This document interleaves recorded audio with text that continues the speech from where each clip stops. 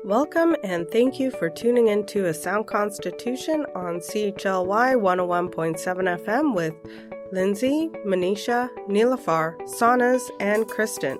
We are fourth-year Bachelor of Science in Nursing students at Vancouver Island University in Nanaimo. We are working to demystify health issues affecting our community, bringing you evidence-based information about our healthcare. This information is for educational purposes only and does not replace the advice of your primary healthcare provider. We'd like to start our show by acknowledging and thanking the Coast Salish people whose unceded territory we have the opportunity to live, learn, and share educational experiences on. Hello and welcome to another episode of A Sound Constitution. My name is Sanas and I'm your host for today's show.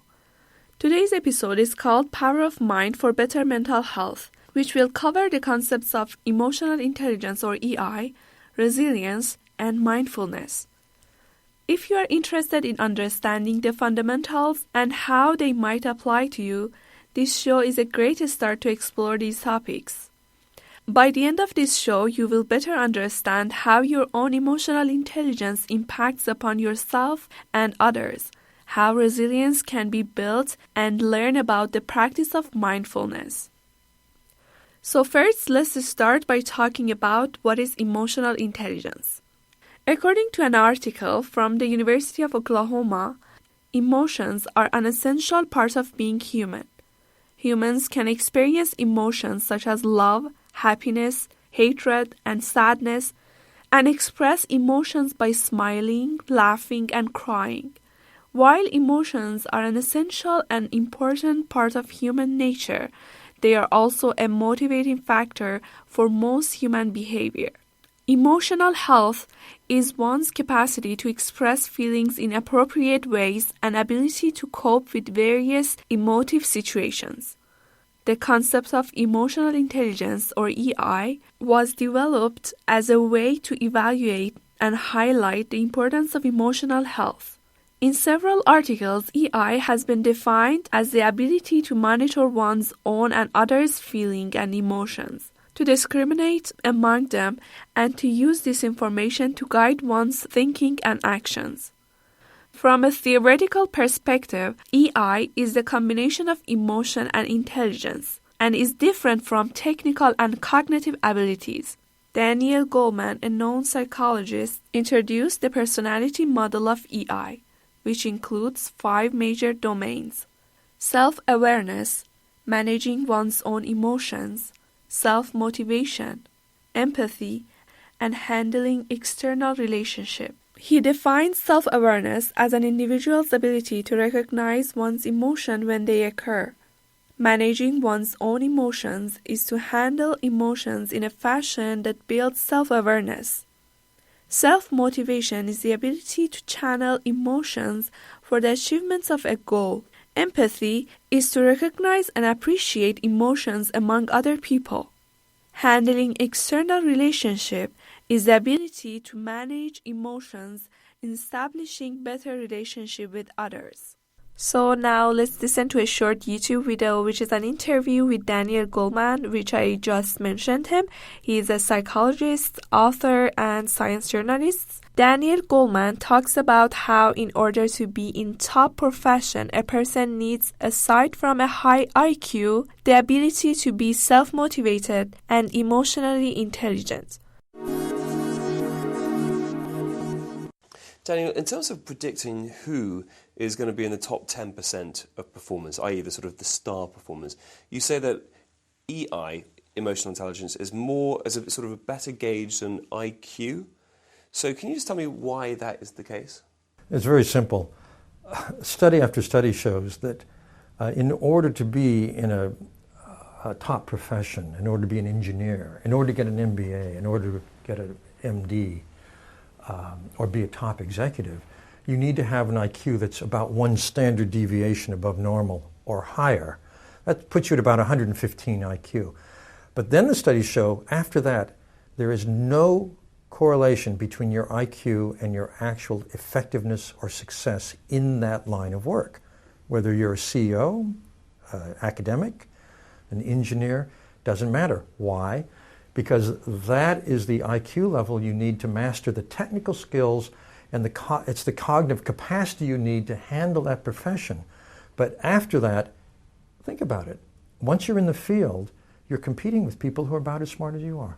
There's really throughout school, IQ is a huge advantage for grades. In the workplace, after you reach that criterion level, it has very little added benefit, and what makes the difference are your personal abilities. How you manage yourself. Do you stay motivated? Do you stay focused? Are you adaptable? Are you self-aware? And your interpersonal abilities. Can you read other people? Do you know how to get along well? Are you a good team player? Can you be a leader? And those all depend on emotional intelligence. Daniel, I've got no doubt that people that are watching this are sold on your premise of emotional intelligence. But the big question I think people will be wanting to ask is, once you know your EI level, can you improve or can you become more emotionally intelligent? Yeah, the good news is that you can improve emotional intelligence competencies. These are learned abilities that build from the fundamentals. So, for example, emotional self-control, staying calm under pressure. This is a capacity that can be learned. The steps are quite well known, but you need to, first of all, want to get better. Listening well, listening deeply. That's a critical empathy skill. And if you have poor listening habits, it's like the common cold of leadership, then you can improve. But again, you need to be motivated. Why? Because in adulthood, you have to at the brain level, undo over-rehearsed habits. That's your habitual way of reacting. And build a new one until it becomes more strongly practiced than the old one. Then you'll do it naturally. And that takes real effort and real motivation. Daniel, talking about self-motivation, what's the core essence of being self-driven and motivated to move forward as an individual? I think that motivation has to be true, that you need to align the desire to improve with your own sense of values and purpose, what you really feel is important. What are your dreams? Where do you want to go in life? Is something holding you back? Can you change that for the better? That's the kind of genuine motivation that helps people really make the change. That was a YouTube video which is an interview with Daniel Goleman, psychologist, author, and science journalist. If you are just tuning in, you are listening to A Sound Constitution on CHLY 101.7 FM. In this segment, Nilufar and I will talk more about emotional intelligence and its importance in leadership. Okay, thanks, Sanaz. So according to the managementcenter.co.uk, as we mentioned earlier, according to Goleman, there are 5 emotional intelligence competencies: motivation, self-awareness, self-regulation, social skills, and empathy. These competencies are critical to being a successful leader and are demonstrated through leadership behaviors. Good leaders lead by example, inspiring, not afraid of difficult stuff, focused and driven. They are confident, honest, direct, and consistent. They are clear, decisive, straightforward, and intuitive. Leaders are good communicators, approachable, and listen to others. And finally, leaders are empathetic and influential. Clearly, these traits go well beyond IQ and knowledge. The best leaders show these traits through their words and actions, demonstrating their emotional intelligence. So now let's talk about how do leaders use emotional intelligence. Successful leaders know that they are not perfect. They are aware of their strengths and weaknesses and strive for continuous improvement. A chief executive that does not acknowledge their own flaws or blind spots, who tries to do everything by him or herself, doesn't learn from mistakes, and is unable to delegate, will soon be derailed. If you are self-aware as a leader, you can work to overcome your weaknesses, either through personal development and learning new skills, or by empowering others and using their skills. Leaders know that they need other people. After all, leadership doesn't mean a lot without fellowship. Being personally motivated isn't enough. Leaders need to unlock the potential of others. This means understanding what matters to people, what their motivations are, and how these motivations relate to the purpose of the organizations. Successful leaders understand that they need to be flexible and adaptable, as well as able to read and understand others. You need to spend time with different teams and not just your direct reports. As a leader, you don't have to be a master of all trades, but you do need to be willing to listen, to respect the expertise of others, and to change your mind if it's appropriate. And in this time of change, you need to be able to demonstrate real empathy, to undertake the most difficult workplace conversations with tact and sensitivity. So to summarize, for developing our leadership skills, we don't need to be a robot and turn our emotions off, but rather to focus on interpersonal skills. Being an effective leader is not only about technical skills, strategic thinking, and knowledge, but also requires emotional intelligence. So now let's shift our focus and look at how emotional intelligence is related to nursing. According to RN.com website, in healthcare, there is a need to have effective leaders, a trusting environment with a valuable team, critical thinking, and quality patient and family-centered care. Studies have shown that there is a correlation between emotional intelligence and positive patient outcomes. This includes clinical outcomes, patient satisfactions, and the ability to develop therapeutic relationships. Team performance and morale have also been found to be related to emotional intelligence, including positive conflict resolution rather than hostile environments or horizontal violence. Nursing retention, job satisfaction, and engagement have also been associated with emotional intelligence. So, development of emotional intelligence can have positive results on many levels, and it requires self-reflection and work on the self, which is not always easy to do. Tools are available to assess emotional intelligence. Additionally, as individuals, we should look for feedback on our behavior. We need to evaluate the feedback, including reactions of others to our behavior, self-reflection on how stress is managed, and how we deal with emotional reactions to situations is important. We also should develop action plans for ourselves to work on both strengths and opportunities with our emotional intelligence. Improving our emotional intelligence will assist us, our team, and our patients. Understanding your personal level of emotional intelligence may prove to be a challenging task. Honest self-reflection is not always easy. However, taking steps to increase your emotional intelligence will improve your personal and professional relationships. For more information, please refer to rn.com to learn more about relevant and professional nursing education and information. Thank you for listening. Up next, Kristen is going to talk about developing EI, or emotional intelligence, in children and adolescents. Hello and welcome back, CHLY listeners. Kristen here, and thank you to Sanas and Nilafar for providing the wonderful information on emotional intelligence. And here in this section, I'm going to be talking about developing emotional intelligence in children and adolescents.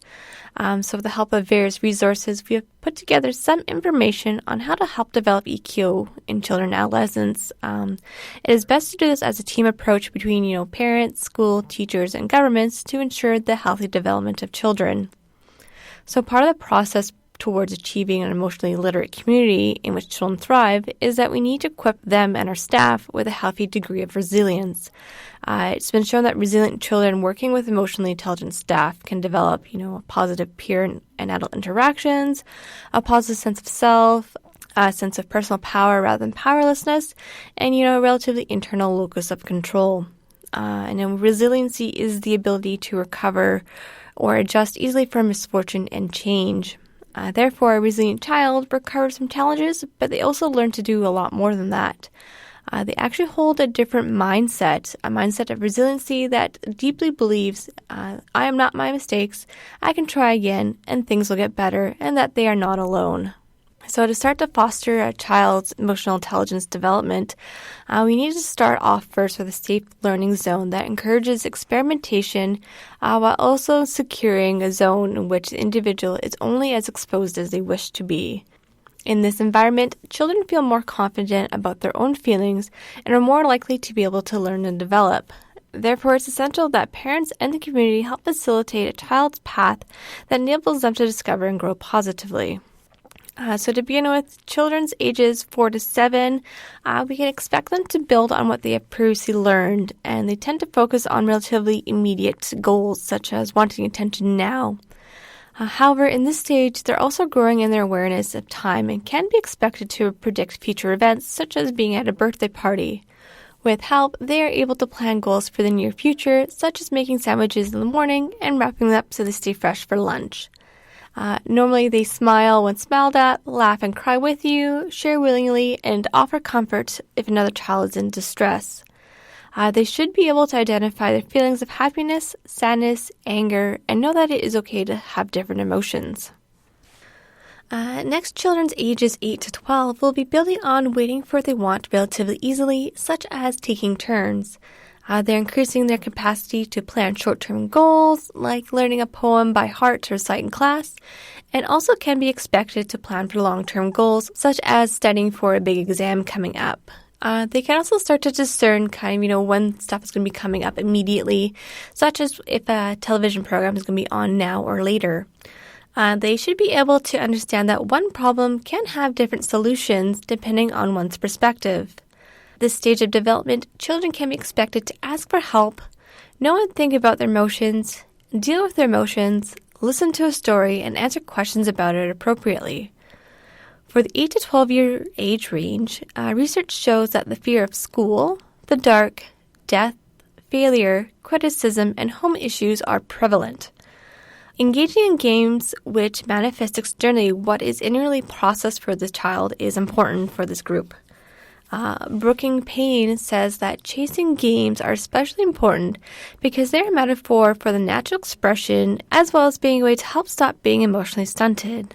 The psychologist Martin Seligman discovered that teaching 10-year-olds optimism reduced the rate of depression while going through puberty by 50%. Negative emotions could more easily be handled if they started to understand the concept of self-talk during this age range. So within the 13 to 19-year age range there, you can expect teenagers to build on kind of all the previous life developments there, talk about how they feel without blaming others, be aware of emotions in others during conversations, manage conflict in relationships, know the difference between emotion, thought, and behavior, plan goals from short to long term, for example, planning what to do this evening and planning how to launch themselves into the career of their choice. Also expect teenagers to review their progress, for example, by assessing choices made in the past to see if they are working out as planned, and if not, to make necessary changes. Further, expect teenagers to delay gratification to achieve their goals, such as not spend money on music, magazines, clothes, or not going out, but to save enough for a holiday. Expect them to continue to learn various ways of dealing with emotions, such as being assertive, using self-talk, relaxation, and visualization. Expect some empathy, the ability to see each person's point of view and make up their minds if, when, and how they respond to another. They also should keep healthy boundaries between themselves and others, and identify more subtle emotions such as embarrassment and jealousy in self and others. If teenagers feel they are the stars of their lives, they are healthy, self-empowered. They need to experience being in charge of what they do, what they say, and how they feel. In this way, they can change part of the path that they don't like into something more positive for themselves. Adolescents, as well as older teenagers, like those from 16 to 19, can therefore empower themselves. One way for teens to be self-empowered is for them to be aware of their own needs, to know where they get their needs met, and to create precise action plans on how to get their needs met. For example, they want to be physically healthier. They would need to see a nutritionist to help them learn about healthy eating, but they could also take an exercise class 3 times a week and be in bed by 10 p.m. on most nights. By taking charge of their own lives, they can empower themselves, build their self-esteem, and increase their emotional literacy. Many teenagers are riddled with self-doubt. During the years between 13 to 19 inclusively, many emotional problems are rooted in unresolved traumas during middle childhood, resulting from being susceptible to impressionability and openness. Teenagers should be encouraged to work through potential crises. This is a vital age where many of the old structures begin to be discarded. Adult instruction and guidance are questioned. What is of great importance during this time is that activities that build new emotional structure and security are engaged in. Brooking Payne declares that teenagers' process needs to be recognized by formalized outward structure, which relates to initiation or quote-unquote rite of passage. She states that games such as sports are able to facilitate this. In addition, psychologist Olson Sutton did an investigation into teenagers focused around those aged 14 to 19. Results from the work showed that the less positive the teenagers found their relationships, the more they tended to become isolated, with the implication that support would not be sought at a time when they needed help for a physical illness, and in the case of this research, it was for diabetes. In this regard, good emotional literacy allows teenagers to deal with such issues and allows them to kind of seek the support and help they need. So with all this knowledge on what to expect during the various age ranges for children, what can you as parents, teachers, and support workers do? So some habits you can engage in to help facilitate growth and development in children and adolescents for emotional intelligence is to, know your own emotional states. Base decisions on facts and not assumptions. Transform negative into positive. Teach children and adolescents to set limits. Have positive environments and people. Learn to measure your words and take care of your own thoughts. Choose the right moment to act, which can be very difficult for a lot of people. And then enjoy every moment of their lives. In addition to these kind of 9 habits, Dr. John Gottman, who is an American psychological researcher and clinician, lists 5 ways that parents can help build emotional intelligence. These are to be aware of your children's emotions. Parents who coach their children emotionally are aware of their own feelings and are sensitive to the emotions present in their children. They do not require their children to amp up their emotional expression for their feelings to be acknowledged. Next one is that they see emotions as an opportunity for connection and teaching. Children's emotions are not inconvenience or a challenge. They are an opportunity to connect with your child and coach them through a challenging feeling. Next is to listen and validate the feelings. Give your child your full attention while you listen to their emotional expression. Reflect back what you hear, thus telling your child you understand what they're seeing and experiencing. Next is to label their emotions. After you have fully listened, help your child develop an awareness and vocabulary for their emotional expression. And lastly, help your child problem solve with limits. All emotions are acceptable, but all behaviors are not. Help your child cope with their emotions by developing problem-solving skills. Limit the expression to appropriate behaviors. This involves helping your child set goals and generate solutions for reaching these goals. There are a lot of resources out there in the community via books for parenting to kind of help develop emotional intelligence in children and adolescents, and this is just a few little tips that we've kind of dug up here. Let us know on Facebook if you guys have any other tips or tricks to help develop emotional intelligence in your own children. Thank you for listening to the section, listeners. This is Kristen signing off, and thank you for tuning into A Sound Constitution on CHLY 101.7 FM. Up next, we are going to listen to an interview on Roots of Resilience hosted by Laurie Alfson with Shannon Dames, a registered nurse and a nursing professor at Vancouver Island University.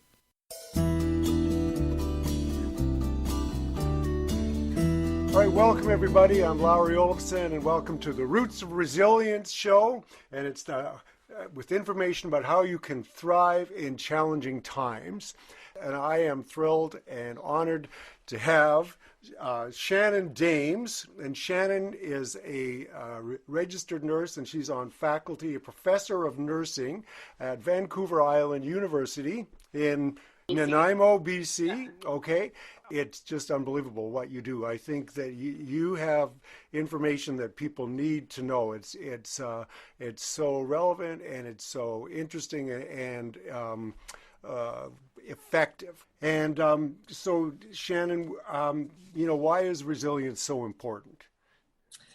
Well, how I got into this work is I did a fairly large study, and it was looking at why in nursing we're struggling so much with our attrition rates, why we're still continuing to struggle after all these years of knowing that we have these issues of burnout, and why our youngest or newest nurses tend to be burning out the fastest. So I found in that study, looking at multiple factors, right from childhood all the way through to adulthood and workplace context.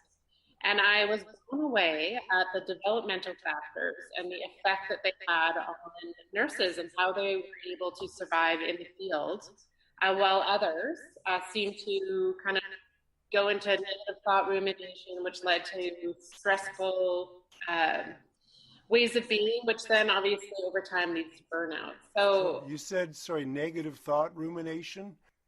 What I mean by negative thought rumination is really how we get stuck in our black and white thinking. If our expectations aren't met and we get stuck in the kind of not good enough, I'm not good enough, they're not good enough, coming from a place of lack, it creates a stress response, which is really demonstrated in the high cortisol rates, not so good for our mental or physical health. And all the way to being able to recenter and be creative on how we navigate challenges.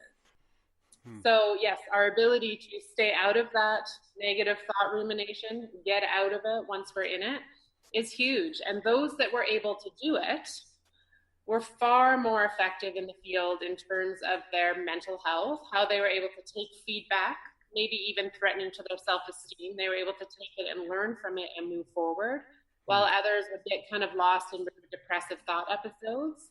And it would kind of go on day after day after day, thinking about that feedback and not able to move on from it. So all that study really reminded me or showed me that developmental factors, what we learn in childhood, is immensely important for how we deal with our stress in adulthood. So from that...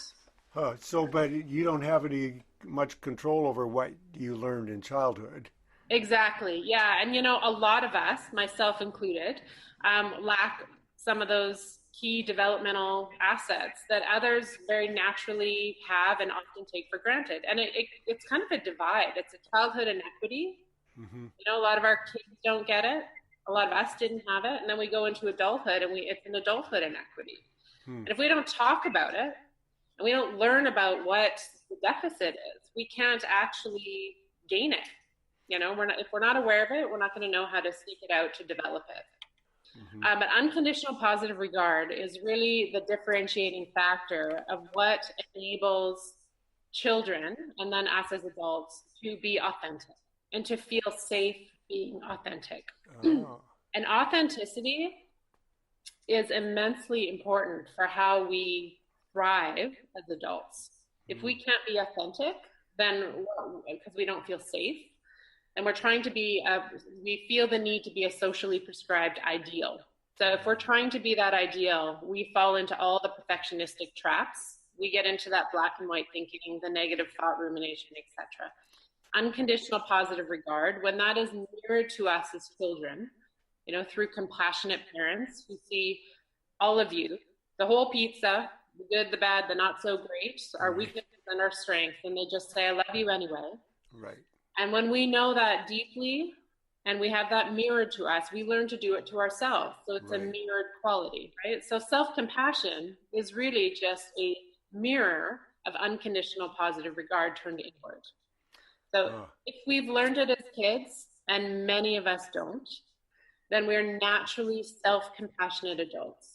And naturally self-compassionate adults are also more authentic. So when they have stress or dissonance or somebody hurts their feelings or they've got emotional chaos going on, it's dealt with because it's not in line with our authentic self, right? So we deal with it as we go. If you didn't have that experience of, you didn't perceive, it's about perception, not necessarily whether you had it, but whether you perceived you had it. You didn't perceive you had it, then you're going to be more apt to try and be something else that will be loved and approved of. Because as children, we need to be accepted and approved of to survive. It's a survival mechanism, right? So we shove our real selves into the shadow, which Carl Jung would call the shadow self, right? And our shadow gets larger and larger and larger.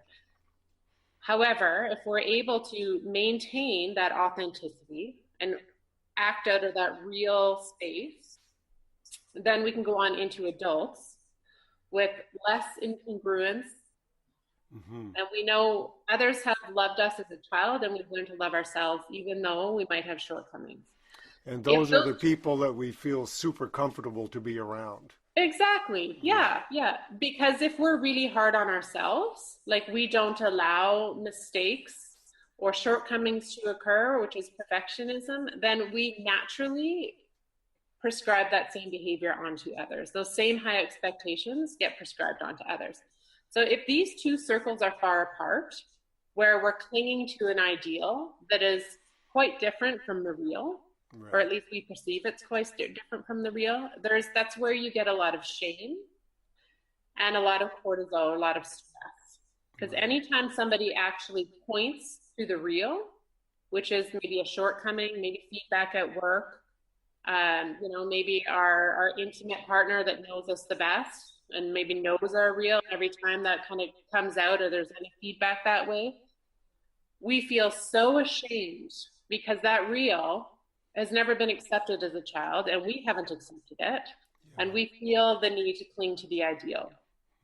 So that's incongruence. And the more incongruent you are, the more shame and anxiety, cortisol, stress we feel. If we have unconditional positive regard for self-compassion, we are able to self-soothe. Okay, it's a big deal. If we can't self-soothe, we are reaching outside of ourselves to soothe. We are reaching for the chemicals. We are reaching for the activities. We are reaching for the relationships to soothe ourselves because we don't feel safe going within. And not feeling safe going within is because there's a lot of negative thoughts down there. There's a cast of characters that might be constantly scrutinizing every behavior and act, right? And that's perfectionism. That's incongruence, where we're not allowing ourselves to be real because we feel the need to be this prescribed ideal, this socially prescribed ideal. So self-compassion is developing a relationship with self that has unconditional positive regard. How do we do that? It starts with mindfulness. We have to know what we're even saying to ourselves. And, that is even more complicated than it sounds because oftentimes, we talk about negative tapes that we might have going from childhood that might be negative. However, we don't hear those tapes as voices, most of us. Some of people might. It'd be easier if we did. We more experience it as sensations. When something goes wrong and the feeling in our gut comes over us, and that sensation in that very moment represents a long history of tapes where we have not been kind to ourselves. But I think of voices. I've never thought about sensations. So what are you talking about? Like this feeling of kind of like, is it anxiety or it's just like? Well, and that's the mindfulness, right? So that's the knowing what that sensation is when it comes up. And that really the soul eating emotion that we all have is shame. Right.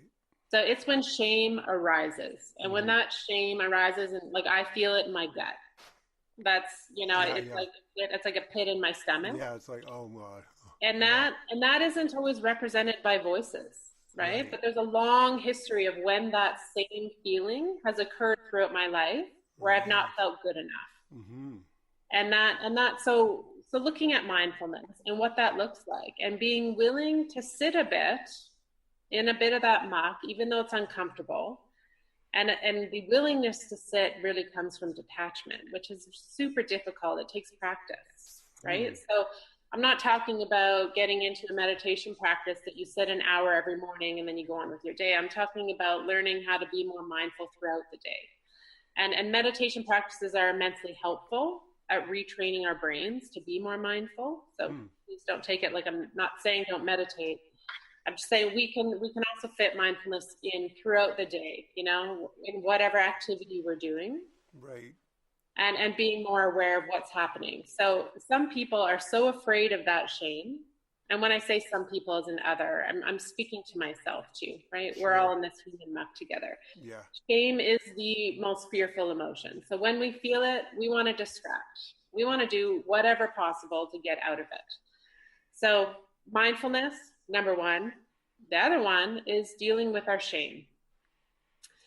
And shame and how it exhibits itself often creates a stress response because it's threatening. So we're dealing with cortisol, which is kind of the stress hormone, right? And there's a number of ways that you can do that. And I don't like to prescribe any one way to any one person because it looks different for all of us. And it takes mindfulness to figure out what resonates with each of us most. For some, it might be doing 10 minutes of cardio, you know, just picking up a skipping rope and even in your pajamas and just skipping for 10 minutes. And actually it burns cortisol, right? So it'll, oh yes, 10 minutes of cortisol or 10 minutes of really good cardio any time of the day, but especially the morning, will lower cortisol levels throughout the day. So that's one great one, but does everyone have to do that? No. For others, it might be stretching, restorative yoga, might be a little meditation, like a formal meditation practice. There are many options to get our cortisol levels down so that we don't feel so unsafe inside.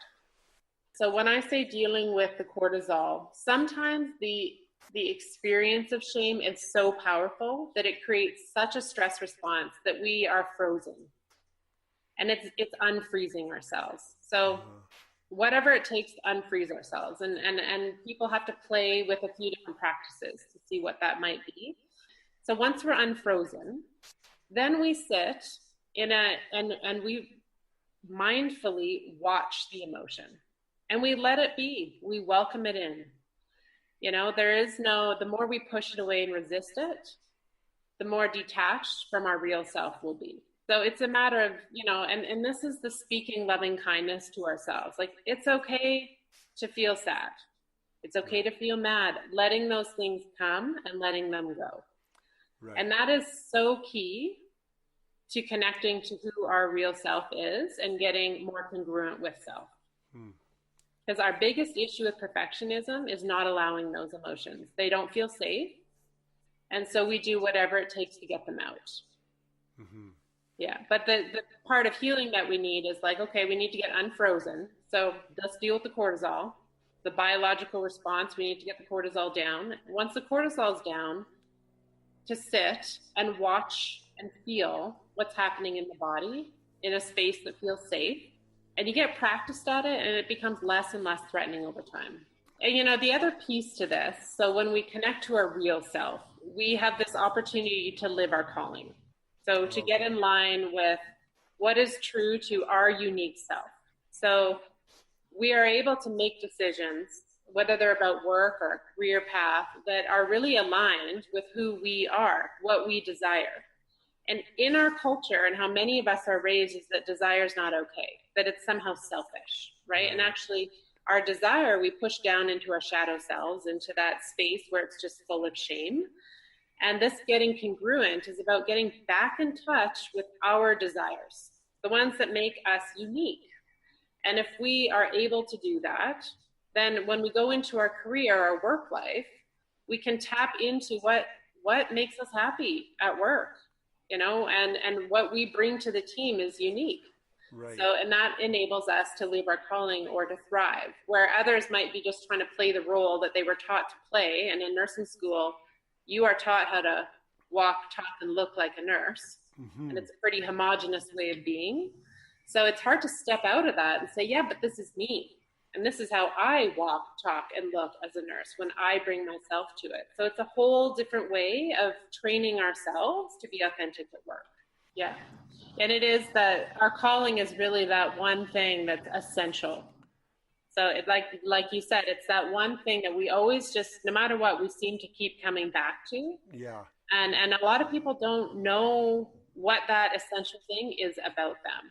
You Right. know, it's interesting working with nursing students and how many nursing students, when I say, I want you to go and do something that you want to do, and they don't know what they like to do because Right. they've always done what they're supposed to do. Yeah. So there's such a disconnection to that, what we even desire, how we self-soothe. Yeah. To self-soothe, we need to know what we desire so that we Totally. can go and do that thing. And all of that is really a practice of mindfulness, All right? Yes. It's about being mindful of where Yeah. we're being pulled Yeah. authentically, Mm-hmm. as opposed to that socially prescribed way of being where we do what we're supposed to do because Yeah. we've been trained to do that. And I like to call this reparenting ourselves. Ah. So we may not have been parented that way. And Right. many of us nurses have not. A Ah. lot of perfectionists go into nursing. A lot of wounded healers go to be healers.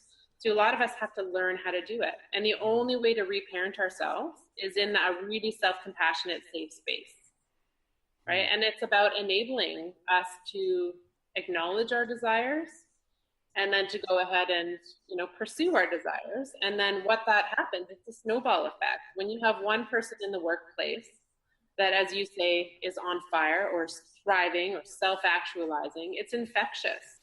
Because the outcome to that is that when you have an unconditional positive regard for self, you naturally give that to others. Right. It creates work environments that celebrate diversity, Mm-hmm.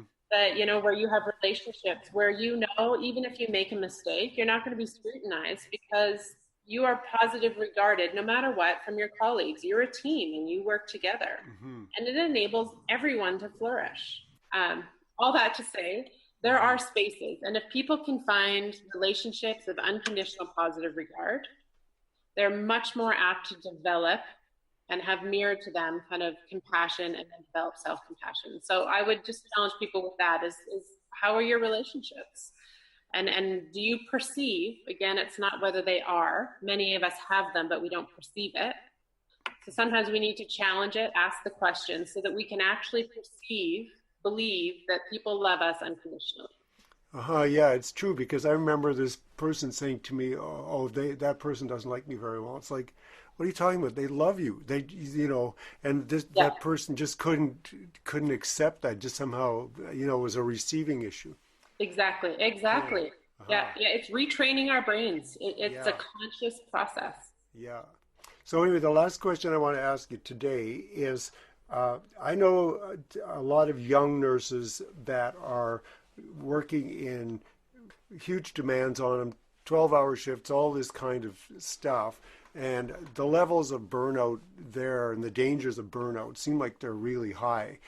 To me, do you have any suggestions or things that you think would help them? Yes. I like to say focus on creating a safe sanctuary. And that is looking within, addressing the cast of characters that is not safe down there, because the number one thing that we can do for ourselves is self-soothe. And if we don't have a safe inner sanctuary, we cannot self-soothe. To talk gently to yourself, to know that whatever happens, you can go for a walk and kind of recenter yourself. That's number one for addressing those high stress days. If we don't have structures and a change of mind and leadership, even if we all get super self-compassionate and work on all of our developmental assets, yes, we may be able to survive the weather more.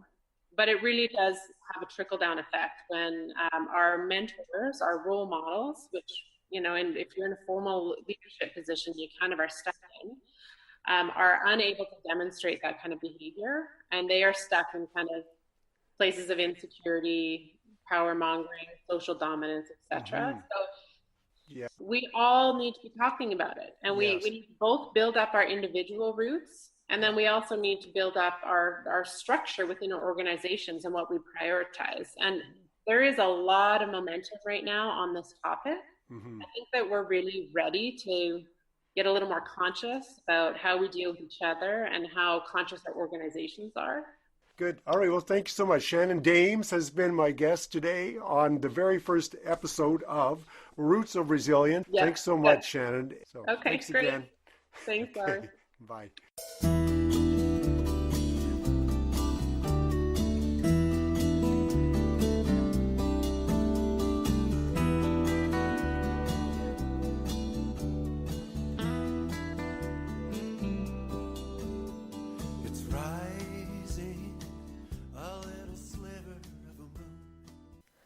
If you are just tuning in, you are listening to a Sound Constitution on CHLY 101.7 FM. And that was a part of an interview with Shannon Dames, a registered nurse and a nursing professor at Vancouver Island University, on Roots of Resilience. So far, we have covered the topics of emotional intelligence and resilience. Now we are going to learn about how to cope with our negative emotions through mindfulness. Up next is a TED Talk video by Dr. Shana Shapiro, who draws on modern neuroscience and ancient wisdom to demonstrate how mindfulness can help us make positive changes in our brains and our lives. Shana Shapiro is a professor at Santa Clara University, a clinical psychologist, and an internationally recognized expert in mindfulness.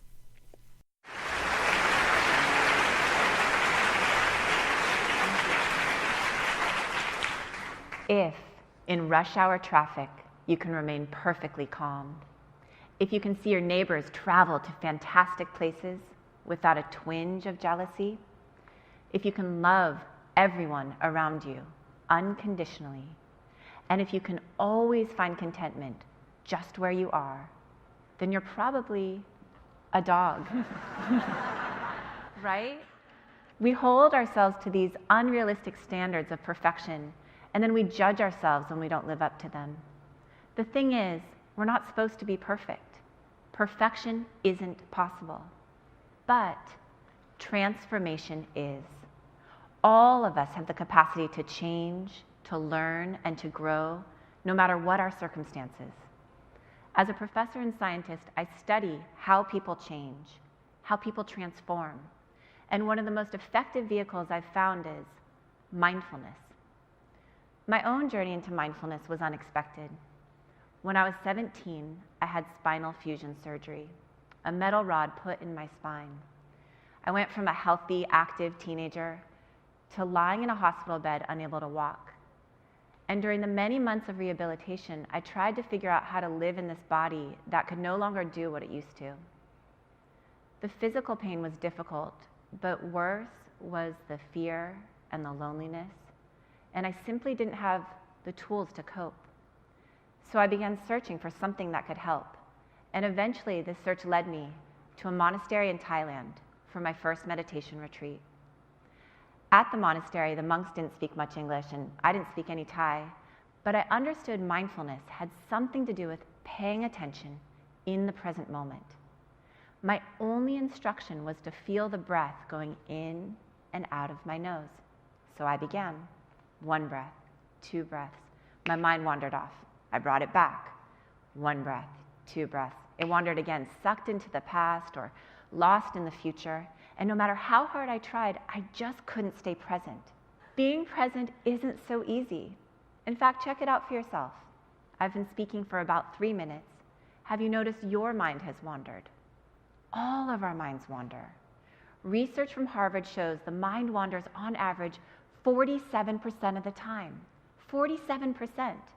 That's almost half of our lives that we're missing, that we're not here. So part of mindfulness is simply learning to train the mind in how to be here where we already are. Like right now. Let's practice together. Allow your eyes to close and just feel your feet on the floor. Wiggle your toes and sense your whole body sitting here, softening the face, softening the jaw, and notice that you're breathing, feeling the breath as it naturally flows in and out of the body, just being here. And as you're ready, taking a deeper breath in and out, allowing your eyes to open. So, back at the monastery, I was trying hard to do just this, to just be present. But no matter how hard I tried, my mind kept wandering off. And at this point, I really started to judge myself. What is wrong with you? You're terrible at this. Why are you even here? You're a fake. And then not only was I judging myself, I started judging everyone, even the monks. Why are they just sitting here? Shouldn't they be doing something? Thankfully, a monk from London arrived who spoke English. And as I shared with him my struggles, he looked at me and said, "Oh dear, you're not practicing mindfulness. You're practicing judgment, impatience, frustration." And then he said 5 words that have never left me. What you practice grows stronger. What you practice grows stronger. We know this now with neuroplasticity. Our repeated experiences shape our brain. We can actually sculpt and strengthen our synaptic connections based on repeated practice.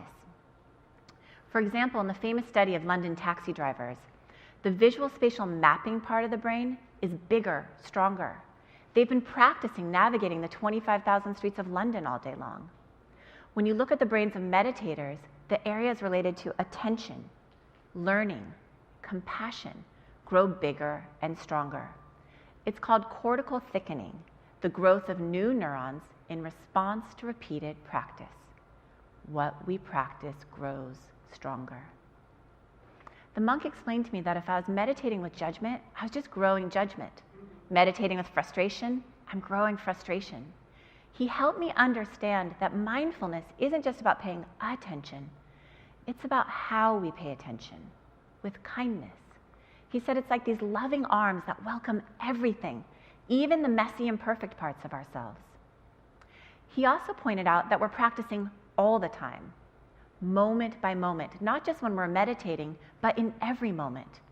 We're growing something in every moment. So the question really becomes, what do you want to grow? What do you want to practice? When I left Thailand, I wanted to keep practicing mindfulness, and I wanted to understand it scientifically. So I began a PhD program, eventually became a professor, and I've spent the past 20 years investigating the effects of mindfulness across a wide range of populations, including veterans with PTSD, patients with insomnia, women with breast cancer, stressed out college students, high-level business executives, and over, the data showed 2 key things. First, mindfulness works. It's good for you. It strengthens our immune functioning, it decreases stress, decreases cortisol, helps us sleep better. When we published our first research back in '98, there were only a handful of studies. Now there are thousands of studies showing the beneficial effects of mindfulness. It's good for us. The second thing we learned was quite unexpected. Almost all the people we were working with, regardless of their age, their gender, their background, were talking about the same thing. This underlying sense of, I'm not good enough, I'm not okay, I'm not living this life right. This tremendous self-judgment and shame. And we all know what they were talking about, because shame is universal. All of us feel it. And worse, we have this mistaken belief that if we shame ourselves, if we beat ourselves up, we'll somehow improve. And yet, shame doesn't work. Shame never works. It can't work. Literally, physiologically, it can't work, because when we feel shame, the centers of the brain that have to do with growth and learning shut down. What happens is the amygdala triggers a cascade of norepinephrine and cortisol to flood our system, shutting down the learning centers and shuttling our resources to survival pathways. Shame literally robs the brain of the energy it needs to do the work of changing. And worse, when we feel shame, we want to avoid it. So we hide from those parts of ourselves we're ashamed of, the parts that most need our attention. It's just too painful to look at them. So what's the alternative? Kind attention. First, kindness gives us the courage to look at those parts of ourselves we don't want to see. And second, kindness bathes us with dopamine. turning on the learning centers of the brain and giving us the resources we need to change. True and lasting transformation requires kind attention. And the monk's words echoed in my ears. Mindfulness isn't just about attention, it's about kind attention. This attitude of kindness wasn't just a footnote or something nice to have, it was an essential part of the practice. A part of mindfulness that's so often overlooked. So my colleagues and I developed a model of mindfulness that explicitly includes our attitude and our intention, as well as our attention. All three parts working together synergistically. Put simply, mindfulness is intentionally paying attention with kindness. One of the most important things I've learned, it's that transformation is possible for all of us, no matter what. And it requires kind attention, not shame. And this kind attention takes practice. It takes lots of practice. I want to share with you a simple practice that continues to help me. Some years ago, I was going through a difficult divorce, and I'd wake up every morning with this pit of shame in my stomach. My meditation teacher suggested an explicit practice of kind attention. She said, "How about saying, 'I love you, Shauna,' every day?" I thought to myself, no way. It felt so contrived. She saw my hesitation and suggested, "How about just saying, 'Good morning, Shauna?' Oh, and try putting your hand on your heart when you say it. It releases oxytocin. It's good for you, you know." She knew the science would win me over. So the next day, put my hand on my heart, took a breath, and said, "Good morning, Shauna." And it was kind of nice. I continued to practice, and a month later when I saw her, I admitted how helpful it had been. "Wonderful, you've graduated," she said. "Now, the advanced practice. Good morning, I love you, Shauna." So the next day, put my hand on my heart, anchored myself, and said, "Good morning, I love you, Shauna." I felt nothing, except maybe a little ridiculous, but definitely not love. But I kept practicing because, as we know, what we practice grows stronger. And then one day I put my hand on my heart, took a breath. "Good morning, I love you, Shauna." And I felt it. I felt my grandmother's love. I felt my mother's love. I felt my own self-love. And I wish I could tell you that every day since then has been this bubble of self-love and I've never felt shame or judgment again, and that's not true. But what is true is this pathway of kind attention has been established, and it's growing stronger every day. So I want to invite you tomorrow to put your hand on your heart and say good morning. And if you're really brave, good morning, I love you. Thank you.